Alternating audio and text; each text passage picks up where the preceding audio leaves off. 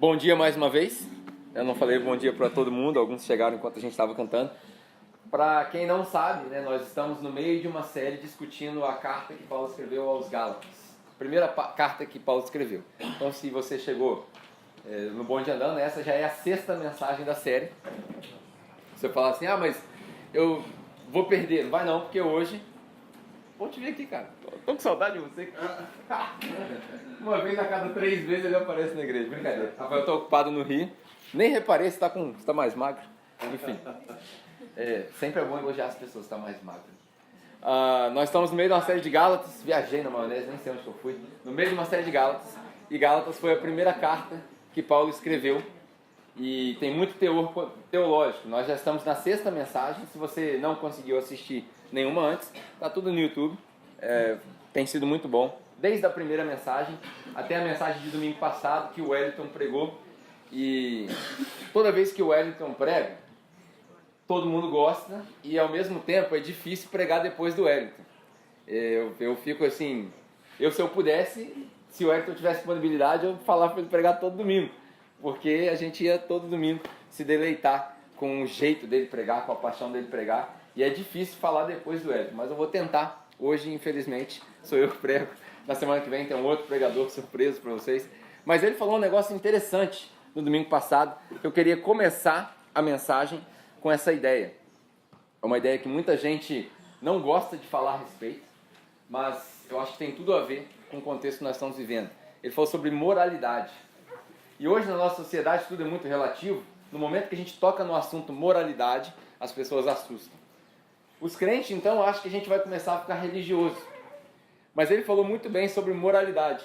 E eu trouxe uma ferramenta para fazer uma brincadeira saudável com vocês. Eu queria pegar um espelho grandão, mas enfim, não tem jeito. Daí da onde você está, eu quero te pedir para você fazer um exercício. Acha você aqui, se você conseguir, acha você aqui.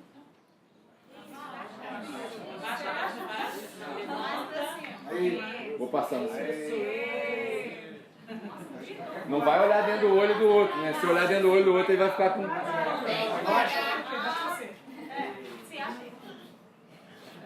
Enfim. Acha você aqui e concentra nisso daqui. Presta bem atenção. Não vale olhar dentro do olho do outro, porque senão ele vai ficar com vergonha.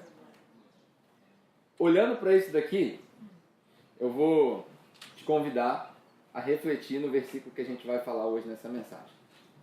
O versículo é Gálatas 2:20. Você não precisa nem abrir na sua Bíblia, que todo mundo conhece esse versículo. Se você não conhece, provavelmente você já ouviu. Quando Paulo fala, eu fui crucificado com Cristo. Já não vivo eu, mas Cristo vive em mim. E a vida que eu vivo agora na carne, eu vivo pela fé no Filho de Deus que se entregou por mim. Será que você consegue recitar esse versículo olhando dentro do seu olho de verdade? Será que você consegue olhar para cá e falar assim, não sou eu que vivo mais? Será que você consegue refletir bem lá no fundo, porque a única pessoa que a gente não consegue mentir é para nós mesmos? Será que você consegue olhar aqui e falar assim, é Cristo que vive em mim? Não sou mais eu fui crucificado. É Cristo que vive em mim. Faz esse exercício. Isso aqui é só uma ilustração, mas chega na sua casa, olha bem lá no espelho do banheiro, do quarto que você tem, e pergunta se é Cristo que vive ou se você continua vivo. Com essa ideia de Gálatas 2:20, que nós vamos explorar hoje, é que eu quero tirar algumas lições desse versículo. Porque muita gente, a gente repete o versículo, e a gente diz, eu fui crucificado. Mas muitos de nós, eu acredito que na experiência da conversão, nós não morremos. A gente entrou em coma. A gente teve uma experiência de conversão, seja lá onde e como, e aí a gente entrou em coma. O nosso eu, o velho eu, entrou em coma. E aí, dependendo das circunstâncias que a gente vive, a gente acha um desfibrilador espiritual, e aí a gente acorda o moribundo. Casal, no meio de uma briga, de repente você se vê falando alto com a esposa. É o velho homem. Ele acordou. Ele ressuscitou. Igual Lázaro, saiu de dentro da tumba, cheio de... Aí ele ressuscitou. Por quê? Porque a gente não morreu de fato. Na maioria dos casos, a maioria dos cristãos que eu conheço, que se dizem cristãos, eles não morreram para eles mesmos. No máximo, entrou em coma. Alguns não entrou nem em coma, entrou só em repouso. E esse versículo é desafiador para nós. Não tem como a gente ler isso que a gente leu e pensar, bom, se eu morri, como é que continuam as práticas do velho homem? Parece que a gente é o crente da família Adams. Quem lembra da família Adams aqui? Que morreu, mas não morreu? Tá morto, mas não tá? É o velho homem Ghost, né, daquele filme Ghost, que ele morreu, mas ele não quer ir embora. Ele fica aqui tentando conversar com a gente o tempo todo. Esse é o crente que a gente está vivendo hoje. Esse é o cristão dessa modernidade nossa. A gente diz que foi crucificado, mas na verdade nós não fomos crucificados nada. Mas como que você sabe disso, Pedro? Você está julgando as pessoas? Tô. Não vou ser hipócrita falar para você que eu não estou julgando. Claro que eu estou. Cada vez que eu olho para vocês assim, ó, eu tenho um julgamento que já foi feito na minha mente. E esse julgamento não é de tudo errado, embora a gente não deva... Quando Paulo fala que a gente não deve julgar as pessoas, ele está falando lá do mundo, que não entendeu. Mas nós, que se dizem cristãos, a gente tem que cobrar um do outro. Senão, essa religião nossa não vale de nada. E aí, a única forma que a gente tem de cobrar um do outro é o que a gente vê do lado de fora. Porque eu não vivo com você na sua casa todo dia. Eu não sei como você trata a sua esposa. Eu não conheço você no íntimo. Então, tudo que eu tenho para te julgar e você tem para me julgar é o exterior. E é engraçado que Paulo, o mesmo autor de Gálatas, ele escreve em várias cartas, várias recomendações comportamentais. Tudo bem que o cristianismo não é uma religião de transformação comportamental. Não. Ele trata de uma regeneração interior primeiro. Mas Paulo dá várias recomendações comportamentais. E aí eu tinha um pastor, quando eu morei na Nova Zelândia, que ele dizia uma frase interessante. Ele fala que a Bíblia explica a Bíblia. Você não precisa recorrer a outros livros, outras coisas, não. A Bíblia explica a própria Bíblia. Nós estamos no versículo de Gálatas e eu quero ler contigo uma outra passagem em Colossenses. Uma passagem um pouco mais extensa, no capítulo 3, que vai explicar o que eu posso chamar de padrão comportamental do cristão. Todo cristão tem que ter um padrão comportamental. Se você não entendeu ainda a sua salvação, se você não sabe o que é essa regeneração, pelo menos você tem uma cola aqui. Se você fosse fazer uma prova, você tem uma colinha. Colossenses, capítulo 3. Eu vou ler do versículo 1 até o versículo 17. Nesses versículos, embora um texto um pouco grande, você vai ver um padrão comportamental para você imitar. É sua cola espiritual. Colossenses, capítulo 3, versículo 1 até o 17. Olha o que Paulo fala. Portanto, irmãos, já concluindo do capítulo 1 e 2 que ele fala, já que vocês ressuscitaram com Cristo, e quem ressuscita precisa morrer, certo? Então, grava essa que a gente está falando. Já que vocês ressuscitaram com Cristo, procure as coisas que são do alto, onde Cristo está assentado à direita de Deus. Mantenham o pensamento nas coisas do alto, e não nas coisas terrenas. Pois vocês, o quê? Morreram. Vocês morreram. E agora a sua vida está escondida com Cristo em Deus. Quando Cristo, que é a sua vida, for manifestado, então vocês também serão manifestados com Ele em glória. E assim façam... Todo mundo já perdeu a leitura. E assim façam morrer. É a mesma palavra que está em Efésios, necros, necrosado, podre. E assim façam morrer tudo. Quantas vezes eu já brinquei aqui? Tudo em grego é? Tudo. Então, ó, assim façam morrer tudo que pertence à natureza terrena de vocês. E aí ele dá uma lista. Imoralidade sexual, impureza, paixão, desejos maus, ganância, que é a idolatria. É por causa dessas coisas que vem a ira de Deus sobre os que vivem em desobediência. Todo mundo que vive na prática dessas coisas, e essa lista aqui não é exaustiva, tem muito mais, mas todo mundo que vive na prática sem se arrepender, continua fazendo essas coisas, ele vive em desobediência, ainda que inconsciente, ele vive em desobediência. E o que você faz com criança desobediente? Corrige. Aqui está a correção, o padrão. Vivem em desobediência, as quais vocês praticavam no passado, quando costumavam viver nelas. Mas agora, abandonem todas essas coisas. Ira, vou falar de novo. Ira,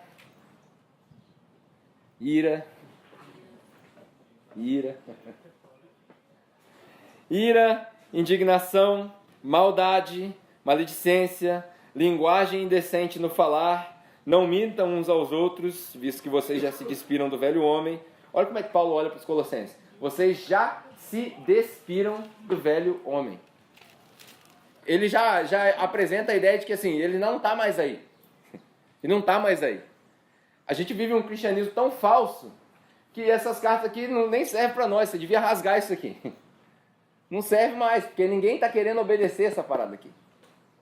E aí ele continua. Vocês já se despiram do velho homem com as suas práticas e se revestiram do novo, o qual é a imagem do seu Criador. Nessa nova vida já não há diferença entre grego, judeu, e aí basicamente ele quer dizer que não tem espaço para preconceito. No nosso meio não tem espaço para preconceito. É pobre, rico, preto, branco. A igreja, para quem não gosta de igreja, que é feita para acolher aqueles que a igreja não gosta. Quantos de nós estamos preparados? O irmão infelizmente foi embora, o Tiago. Quando a gente chegou aqui, ele estava deitado aqui. Quantos de nós viemos apertar a mão do cara e conversar com o cara? A igreja tem que estar preparada para essas coisas. Senão, nós não somos igreja. Continuando. Portanto, como povo escolhido de Deus, olha a categoria que Paulo coloca os pecadores. Gente ruim, igual eu e você. Como povo escolhido de Deus, santo e amado, revistam-se de profunda compaixão, bondade, humildade, mansidão e paciência. Suportem-se uns aos outros e perdoem as queixas que tiverem uns contra os outros. Perdoem como o Senhor lhes perdoou. Acima de tudo, porém, revistam-se do amor, que é o elo perfeito. Que a paz de Cristo seja o juiz em seu coração, visto que vocês foram chamados para viver em paz, como membros de um só corpo. Uma pergunta interessante. Você vive em paz? Você consegue dizer que você está em paz? A paz precisa reinar.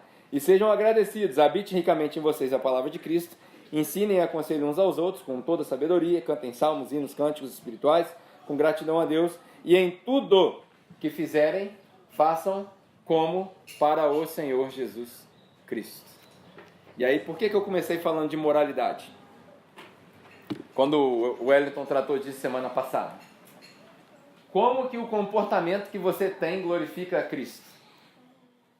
Como que a atitude que você tem em determinadas situações glorifica a Cristo? Nesse evangelho da liberdade que a gente exagera, como que essa liberdade que você tem glorifica a Cristo? É algo para a gente pensar. Quando Paulo escreve para os Romanos, uma outra carta muito densa, ele fala que a gente crucificou o velho homem para que nós não nos tornemos escravos do pecado de novo. Porque eu e você éramos escravos do pecado, a gente vivia preso no pecado. E quando Cristo veio para libertar, ele liberta do poder do pecado, da consequência do pecado. Nós éramos todos presos. Hoje você tem liberdade. Hoje você pode escolher fazer ou não fazer aquilo que desagrada a Deus. Antigamente nós estávamos presos, você não conseguia resistir. A graça de Cristo é isso, ela te liberta do pecado. Quando Paulo escreve para os Efésios, uma outra carta, a tal igreja perfeita, que não tinha problema, ele fala para eles que ele está ensinando, Efésios capítulo 4, Paulo fala, eu estou ensinando vocês a se revestirem do homem novo. Ou seja, toda vez que a gente se reúne aqui, embora a gente não tenha tempo para ensinar o evangelho inteiro, isso daqui é uma oportunidade para você aprender a se revestir do homem novo. É didática. É através da palavra que é pregada aqui que você vai aprendendo a colocar o homem novo em prática.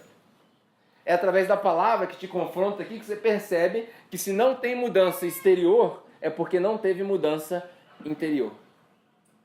Se você não tem frutos do lado de fora, é porque a semente não germinou. Nenhuma árvore dá fruto se a semente não estiver viva. E a gente precisa entender que esse padrão comportamental tem que. Não é pode ser, tem que. Várias vezes a gente já falou desde o princípio da igreja, que a capela precisa ser uma igreja que é conhecida pelos seus membros. Eu não estou procurando fama a ponto das pessoas verem um vídeo do YouTube e falarem assim, aquele cara da capela. Ou eu não estou procurando escrever música bonita, embora seja muito legal escrever canções, para as pessoas reconhecerem a igreja pela música. Não, eu quero que você saia lá na vila, no seu trabalho, na sua escola, na hora que você estiver caminhando pela rua, na hora que alguém te der um troco errado e você, tá aqui o troco que você me deu a mais, quando a pessoa falar, esse cara é da capela, porque a igreja é conhecida pelos membros, porque essa é a igreja de Cristo.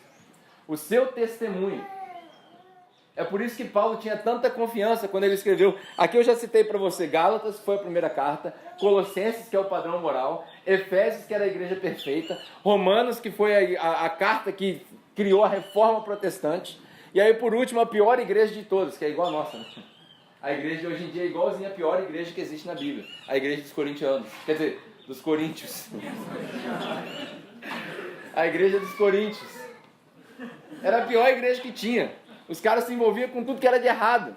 Até traição dentro da própria família. O filho tendo relação sexual com a esposa do pai tinha.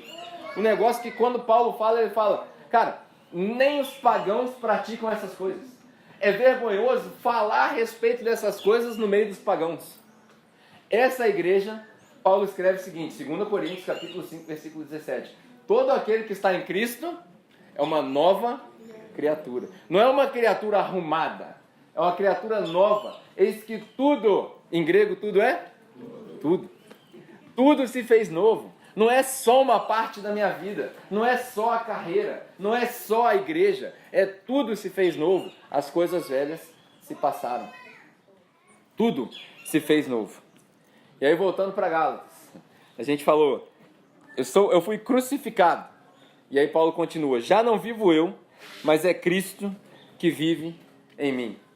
Muita gente acha que Cristo viver em mim quer dizer perder minha personalidade. Tem gente que defende que não. Você continua do jeito que você está, na sua personalidade. Eu, particularmente, sou eu. Não estou querendo dizer que isso é doutrina. Mas eu acho que a gente tem que ser totalmente transformado. Você tem que receber uma outra personalidade. Para quem gosta de exemplos pós-modernos da nossa cultura hoje, se você já teve a oportunidade de ver, você vai relacionar. Se você não teve, faça esse exercício e assista pelo menos o primeiro episódio de uma série no Netflix chamada Carbono Alterado. Faça esse exercício. Carbono Alterado. Assiste pelo menos o primeiro episódio. Nessa série, os cientistas lá do futuro descobriram uma maneira de tirar a consciência da pessoa. Eles chegaram à conclusão de que o ser era a consciência e eles conseguem remover a consciência daquela pessoa e transferir a consciência dele para um outro corpo. E aí, tem vários conceitos filosóficos que vão ser desafiados quando você vê, sua fé provavelmente vai se balançar, isso é bom para testar a sua fé. Mas nesse exercício, você percebe que a consciência do cara transferiu de corpo. Logo no primeiro episódio, você vê o cara, que é o personagem principal, recebe um corpo lá com habilidades militares e por aí vai. Foi exatamente isso que aconteceu contigo na conversão. Se isso não aconteceu contigo na conversão, é porque você não se converteu. Cristo não te encontrou ainda. Por quê? Paulo fala que nós recebemos a mente de Cristo. A gente recebeu a mente de Cristo, igualzinho o carbono alterado. E Paulo tinha propriedade para falar isso, porque Paulo sofreu uma mudança radical. Ele foi de perseguidor da igreja a plantador de igreja.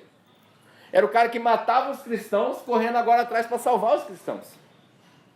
Ninguém melhor que Paulo para falar assim, eu sofri uma mudança radical. Mudei completamente. Eu recebi a mente de Cristo. E se Paulo recebeu a mente de Cristo, ele fala que nós também recebemos a mente de Cristo. Nós também. Isso é 1 Coríntios, no capítulo 2 ele fala isso.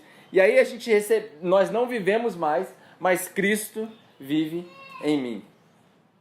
Já não vivo eu, mas Cristo vive em mim. Olha que interessante, não sei se você já parou para pensar nisso, mas nos nossos dias, as pessoas pensam que Cristo vive para ele, que é verdade, que Cristo vive por ele, que também é verdade, que Cristo vive através dele, os humanistas falam, aí eu tenho que ser o Cristo para as outras pessoas, que também é verdade. Só que nenhuma dessas afirmações é verdade sozinha. E o pior de tudo é o seguinte, se Cristo vive para você, por você e através de você, mas não vive em você, tudo isso é mentira. Tudo isso é mentira. Porque o principal e mais difícil é Cristo vive em mim. Começa em mim. É muito fácil eu apontar o dedo e falar assim, você tem que fazer assim na sua casa. Você tem que tratar assim seu marido, sua esposa. Você, é muito fácil apontar o dedo. Difícil é você se humilhar e falar assim, não, tem que começar comigo. Se não começar comigo, em mim, não adianta nada através de mim. Porque vai passar tudo quebrado. Aí as pessoas vão ter uma ideia errada do Cristo, que é o que está acontecendo hoje. Nós estamos vendendo Jesus em prateleira de supermercado, concorrendo com outras religiões, para ver quem dá mais. É leilão gospel. Isso não funciona, cara. As pessoas têm que ver Cristo transparente em você. Se elas não verem, elas estão vendo o Cristo errado. E a gente aprendeu aqui que Cristo mais qualquer coisa é igual a nada. Não serve. É só Cristo. Então a gente tem que receber a mente de Cristo e a gente tem que entender que Ele vive em mim. Já não vivo eu, mas Cristo que vive em mim. E a vida que eu vivo, Paulo fala, a vida que eu vivo na carne agora, essa minha vida aqui, nesse tempo presente, porque Paulo falou, para mim era melhor morrer. Eu preferia ir estar com Deus do que estar aqui com vocês. Mas se eu estou aqui é porque tem alguma razão. Alguma coisa de boa tem que acontecer para vocês. Então, já que eu estou aqui, essa vida que eu vivo na carne, eu vivo pela fé no Filho de Deus. Não tem outra maneira de viver a vida, pelo menos a vida cristã. Da mesma maneira que você precisa de ar, é uma coincidência interessante, né? Você precisa de oxigênio para respirar, de ar. Na Bíblia, o Espírito Santo, a palavra pneuma, significa vento. Deve ser uma coincidência proposital. Você precisa. Se você quiser viver uma vida cristã, você precisa. Não é uma opção, é uma necessidade. Se a sua vida não depende do Espírito Santo, na hora que você acordar, fala assim, hoje eu não tenho saída se não for o Espírito Santo. Provavelmente você está numa situação onde você é autossuficiente. Autossuficiência é a pior coisa que pode acontecer contigo. Pior coisa. Esse dia eu estava brincando com meu pai de manhã, né? Falei, pai, imagina se você acordasse e você tivesse todos os seus problemas resolvidos. Nenhuma conta para pagar. Imagina como é que a vida ia ser. Aí, a resposta natural de qualquer pessoa, a vida ia ser uma beleza. Eu falei, a vida ia ser uma bosta. Não tem emoção no negócio, não tem um desafio, pô, vou ter que fazer essa, fazer aquela, vou ter que me virar aqui. Lógico que isso aí é uma proporção muito pequena comparado com a salvação de Cristo. Mas se a sua vida não depende do Espírito Santo, você está numa situação muito complicada. A vida que eu vivo pela fé no Filho de Deus. E aí é muito legal, a gente está acostumado, e eu acho que mal acostumado, a falar de graça o tempo todo. A graça é fantástica, a graça é linda, não preciso fazer nada. Não tem nada que eu faço que vai fazer eu perder minha salvação. Não tem nada que eu faço que eu possa ganhar minha salvação. E eu mesmo já falei isso aqui várias vezes. Isso é verdade mesmo. Deus não está condicionado às suas atitudes. Isso é fantástico, lindo, maravilhoso. Mas a gente acabou criando um monstro. O monstro do cristianismo irresponsável. O que é o irresponsável? Você chamar alguém de irresponsável. É o cara que não responde pelos seus atos. É o cara que professa a fé em Cristo, se a gente estiver falando de fé. Eu professo minha fé em Cristo, mas aí eu vou pro bar, eu encho a cara, eu caio lá deitadão, lá babando na calçada. Aí chega um irmão para me cobrar, irmão, isso não é um comportamento propício cristão. Aí você fala assim, isso aí não vou responder por isso. Esquece aí, famoso, tem nada a ver. Tem nada a ver. Minha mulher está muito chata em casa, já estou casada há muito tempo e eu vou arrumar outra.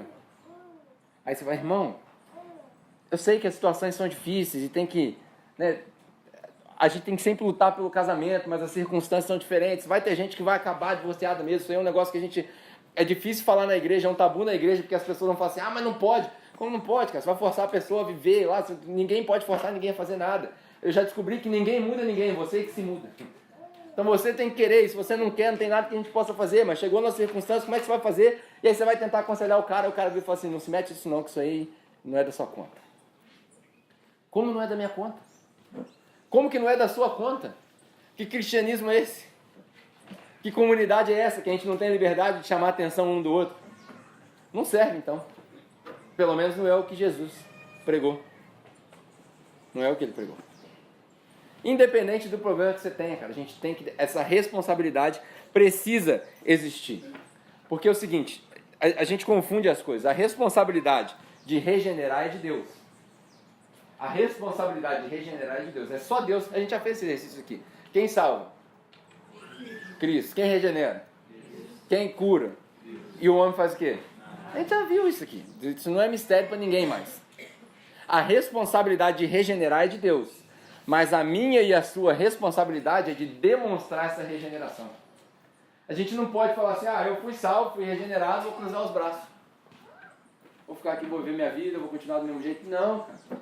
Não é isso. A nossa responsabilidade é de demonstrar essa regeneração. Por quê? Porque só através dos frutos, que a gente só vê do lado de fora, é que as pessoas vão entender a semente que está na árvore.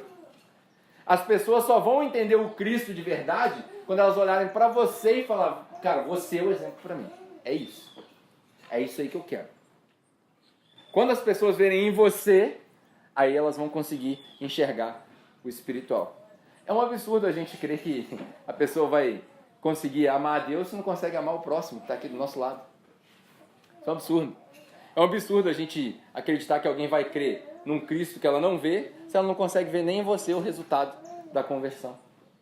Não vai rolar.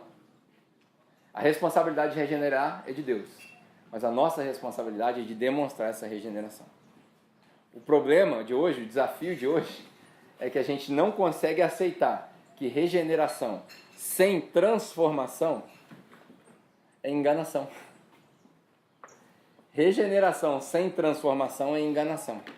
Se você acha que você foi regenerado, mas não tem transformação, você foi enganado. E aí das duas, uma. Eu tirei esse dia, essa mensagem, para a gente resolver isso. Das duas, uma. Ou você não recebeu o Cristo, o que é muito provável. Tá cheio aqui, ó.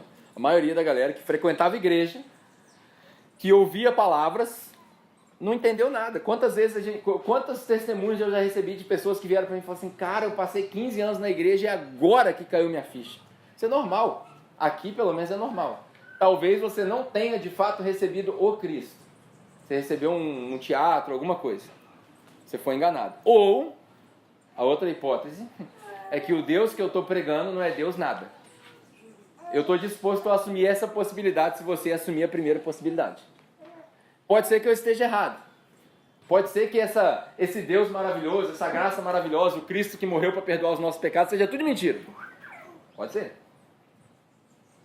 Mas se eu tiver certo, aí a gente vai ter que chegar numa conclusão. Se você concordar comigo que Deus é Deus e que Cristo é Cristo, então ou você muda ou você rala.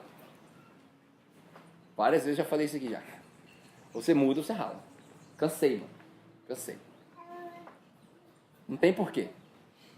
E é isso mesmo que eu estou falando. As pessoas falam, você vai mandar as pessoas embora. É isso mesmo. Você prejudica o trabalho. A pessoa que não tem mudança externa. Mas você tem que esperar a velocidade e tal. Pô, todo mundo aqui tem mais de 30 anos já. Mano. Na moral, se o chefe chegar para você e falar assim, você tem que fazer, você vai fazer, senão você vai ser mandado embora. A gente dá mais valor para o trabalho, para a carteira assinada, para o salário que recebe no fim do mês que Cristo. O próprio Cristo falou, vocês não têm que temer o diabo, vocês têm que temer aquele que tem o poder de colocar vocês no inferno pro resto da vida. Esse é Deus que ele está falando. Olha a gravidade da parada. A gente vive uma vida onde a gente não leva em consideração que Deus está aí sentado do seu lado. A gente não leva em consideração que o Espírito Santo se propôs a habitar dentro de você e a gente vive na vida banal. Mano, desiste. Desiste, cara. Rasga sua Bíblia, vai viver a vida. Vive as orgias e tal. Como o próprio autor de Eclesiastes fala. Vive a vida, aproveita, é muito bom. Só lembra que no final das contas você vai responder. É muito bonito a gente pregar a graça. É fantástico. Eu amo a doutrina da graça. Mas você precisa entender que Deus é gracioso sim, mas Ele também é justo. Ele também cobra. Uma hora a gente tem que mudar. Ou você muda, ou a gente esquece. O próprio Elton falou muito bem, cara. Domingo passado ele falou, cristão com pecado de estimação. O que é isso, cara? Esse eu não consigo me livrar. Pô, Jesus que você serve é muito fraquinho. Não consigo me livrar desse pecado. Primeiro que a gente já entendeu tudo errado de pecado. Porque o pecado não é a atitude que você comete. O pecado é uma condição humana, não vai sair de você nunca. É uma batalha infindável. E se você não se dispor a batalhar, na verdade você não entendeu nada. A vida com Cristo não é uma vida fácil. Não é uma vida que resolve tudo. É difícil, mano. É difícil. Por isso que quando Jesus falou assim, se não comer da minha carne não tem jeito, os caras falaram, essa pregação aí é muito dura. Os caras foram embora. Ninguém quer seguir Jesus falando isso daí. Aí Jesus vira para os caras e fala, vocês querem ir embora também? Então eu estou te fazendo esse convite, mano. Ou você muda, ou você rala. Porque atrapalha. Porque as pessoas vêm aqui, passa ali no caminhozinho bonito da igreja mais bonita da face da terra, que é essa aqui, quando chega aqui fala assim, ih, aquele cara tá lá, mano. Essa igreja aí não é séria, não. Na moral, eu sou sério, cara. Dá muito trabalho isso. Tem que ficar, toda semana tem que ficar conversando com um, com o outro. Não, mas não é assim. O cara é novinho na fé. Que novinho na fé, rapaz? Conheço o cara, tem 15 anos de igreja. Então, ou a gente muda, ou a gente rala. Mas você vai fazer melhor, cara. Pra que você está gastando seu tempo aqui vindo domingo? Se você não quiser mudar, não tem porquê. Vim até aqui. E aí, cara, quando eu vejo essas coisas do cristão com pecado, né, de estimação, eu vou confessar um negócio pra vocês. Já tô acabando já. Deixa eu ver que horas são. Tô acabando. Vou confessar um negócio pra vocês. Toda vez que eu recebo uma mensagem... Ontem mesmo eu recebi uma mensagem, cara, de um pastor antigo, tradicional. O cara falando pra menina lá, falou, você tá indo nessa seita? Me deu vontade, na moral, me deu vontade de pegar o telefone e ressuscitar o velho homem. E aí eu falei, não. Aí minha esposa virou pra mim e falou assim, você tem que ir lá. Pega 2 testemunhas, modelo bíblico, pega 2 testemunhas e vai lá. Eu falei, pra quê? O que eu vou fazer lá? Vou convencer o modelo bíblico, né? Pega 2 testemunhas e vai lá. Pra quê, mano? Pensei, depois que o Espírito Santo acalmou minha consciência, falei, vou não, perder meu tempo. Tem um ditado que diz que você não consegue ensinar truque novo pra cachorro velho, né? Não, deixa lá, mano. Deixa os caras bater boca, deixa o pessoal falando, não tem problema. Eu tô com a consciência limpa. Eu não tenho do que esconder. E aí o Wellington falando do pecado de estimação, cara, toda vez que eu vejo uma mensagem dessa, ou alguém reclama de outra pessoa e tal, primeira reação que eu tenho é raiva. Confesso pra você que, tem gente aqui que eu ainda não conheço pessoalmente, mas 90% de vocês eu já tive raiva. Pelo menos uma vez na semana eu tenho raiva de vocês. Vocês, no plural. Pelo menos uma vez na semana eu falo, não é possível que o cara tá fazendo isso, cara, não é possível. Aí eu pego o telefone e eu já ponho no descar já. Aí eu penso bem, depois da raiva, eu fico com pena. Que é um sentimento muito ruim você ter pelas pessoas, pena. Coitado do cara. Mas aí, depois eu saio da minha soberba, porque eu também sou soberbo. Eu saio da minha soberba e eu falo, começa a despertar um negócio que chama compaixão, que é eu sentir o que o cara sente. Falo, será que o cara não está cego? Será que ele não está interpretando de uma maneira diferente? E aí, de compaixão, eu tenho que perdoar. Sabe por quê? Eu lembro que, se você me permite usar a palavra, eu já fui igual a você. Se você está em seu pecado de estimação. Eu já fui burro, igual você. Já fui ignorante. Já fui arrogante. Continua um pouquinho ainda. Já fui imbecil. Já fui, ou achava que era autossuficiente. Não precisa de ninguém. Eu já fui isso. Na verdade, nas palavras de Paulo, eu já fui menino. E quando eu era menino, o que Paulo fala? Eu pensava como menino, eu agia como menino, respondia como menino para as pessoas. Mas aí, de repente, um dia eu percebi que eu cresci. E aí, quando eu cresci, eu deixei as meninices de lado. Não tem tempo mais para meninice. O problema do nosso meio é que tem muita gente insistindo nas coisas elementares. E está querendo bater boca de coisas elementares. Tem gente que tem anos e anos e anos de caminhada com Cristo e insiste em tomar só leite. Só leitinho, só todinho, só macinho, só papinha. Mano, desiste, cara. Desiste. Vamos comer churrasco. Vamos comer picanha. Vamos mastigar a parada. Vamos para as coisas difíceis. Vamos parar com as picuinhas de... ele me tratou mal.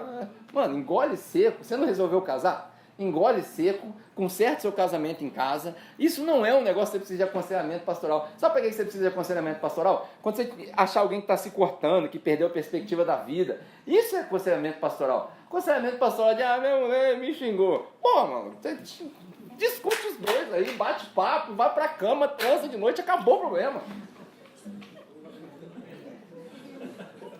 É assim que resolve o problema de casal, cara.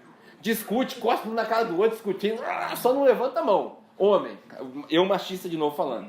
Se eu souber que você levantou a mão para sua mulher, eu junto os cabra-macho aqui da igreja, descemos o cacete e depois a gente pede perdão. Não tem desculpa, mano. Você não levanta a mão pra sua mulher. A mulher vai te dar uns tapas mesmo, porque a mulher perde controle. Você aguenta. Você aguenta. Começou a agressão, começou a perder respeito. Daí você respira fundo. Sabe por quê? Em Efésios capítulo 5, vamos fazer um adendo aqui. Ó, tem até um efeito especial agora aqui.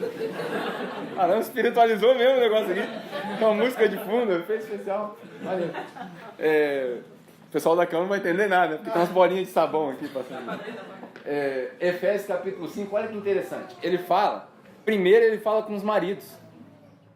Que o marido tem que morrer como Cristo morreu pela igreja. Já falei aqui várias vezes, tem que pensar em suicídio antes de pensar em divórcio. Ah, mas aconteceu na minha situação, eu sei, cada situação é uma situação, mas enquanto você tem força para lutar, você luta. E a mulher tem que respeitar o marido como a igreja respeita a Cristo. Só que a igreja não respeita a Cristo se Cristo não morrer pela igreja. Então, enquanto você não morrer, mano, problema de casamento, o problema é sempre no homem. Sempre conosco aqui, ó. A gente tem que assumir a responsabilidade. Porque se você mudar, a mulher muda. Agora, se você não mudar, mano, pode esquecer, ela vai embora. Porque ela precisa de você. Da mesma maneira que o Cristo é o porto seguro da igreja, o homem é o porto seguro do casamento. Ela precisa de você. Não sei nem porque eu falei isso, foi em outra parada. Mas a gente precisa de transformação. Chega de comer leite. Chega de coisas elementares. Ó, o Ravi que quer leite. Enfim. Última coisa que eu quero falar para vocês, pra gente fechar essa de Gálatas 2. Se você, de repente você está percebendo essas mensagens, está ouvindo as mensagens, essas mensagens estão falando comigo. Essas mensagens estão chamando a minha atenção. O que eu faço agora? O que eu vou fazer com isso? Essa é a hora que você se arrepende. Quando o Pedro pregava, que as pessoas falam, o que eu preciso fazer para herdar o reino dos céus? É a hora que você fala assim, se arrependa. Essa é a hora. Ah, mas como que faz isso? É aí que está o detalhe. Se arrepender é impossível. Se depender de você só. Você precisa se arrepender. E aí às vezes você está assim, pô, mas eu já vou na igreja, não tem pão. Como assim? Me arrepender é aquele negócio de levantar a mão, fazer uma oração? Não. Arrepender significa sentir dor pelo que você fez e tomar uma decisão pelo que você vai fazer. Olha o contraste. É doer pelo passado. Doeu, pô, fiz errado. Mas é decidir pelo que há de vir ainda. Não, daqui para frente eu não faço mais. Não é à toa que Jesus falou, vai e não peques mais. Jesus não falou, vai e volta com o mesmo pecado que eu vou ficar esperando aqui. Não. É vai e não peques mais. Então a gente precisa se arrepender de fato, deixar as coisas do velho homem para trás. Que é difícil? Vai durar a vida inteira? Vai. Mas esse é o desafio de Cristo. A gente precisa se arrepender e entender que esse arrependimento tem que ser genuíno. Eu tenho que mudar. Aí você está assim, mas essa mensagem aí não é a mensagem que estou acostumado a ouvir na capela, que pode tudo. Pode mesmo. Muita gente fala assim, mas você fala isso para a igreja? Fala. Porque no meu entendimento vocês já são maduros. Você pode mesmo, você pode fazer o que você quiser. Nada que você fizer vai destruir com a sua salvação. Nada, nada, nada. Deus não está preocupado com a cachaça, Deus não está preocupado com nada disso. Só que o fato é, quem faz essas coisas, na verdade, não foi salvo. Porque quem foi salvo não tem vontade de fazer essas coisas. Porque você agora é uma criatura nova. Os desejos são novos. A vontade é nova. A mente é nova. Essa é a diferença. Então você precisa se arrepender. Se esse é você, se essa mensagem está se encaixando, você precisa se arrepender. E eu quero te dar uma oportunidade de se arrepender. Não vou pedir para você levantar a mão. Não vou pedir para você vir aqui na frente, como a gente faz em outros contextos. Você não precisa disso. Porque você não está se arrependendo para mim. Você está se arrependendo para Deus. E aí eu quero te dar um tempo para pensar. Enquanto você pensa, eu pedi para a Rebeca cantar uma música que tem tudo a ver com a atitude de se arrepender. Que fala sobre arrependimento. E aí, enquanto ela canta, antes da gente orar, gostaria que você refletisse aí no seu lugar mesmo. Você pode fechar os seus olhos se você quiser, se você não quiser, também fica à vontade. Mas pensa, será que eu já me arrependi? E se você não se arrependeu, hoje é a sua oportunidade. E aí no final eu quero orar com você.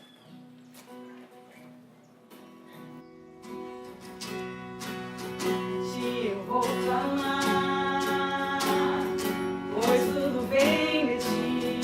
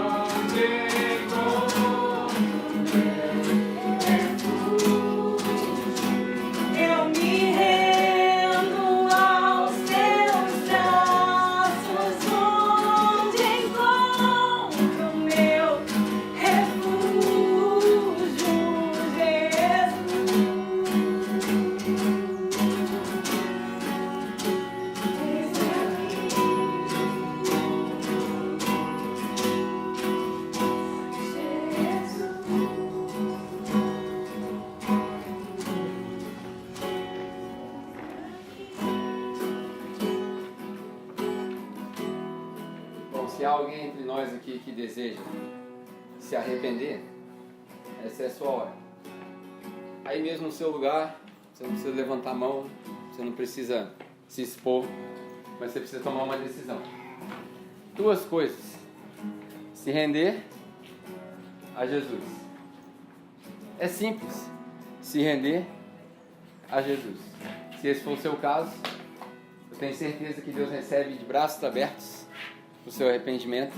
Se você quiser aprender mais a respeito desse Deus que te recebe, a gente tem Bíblia lá atrás para você começar a sua jornada. É um presente para você.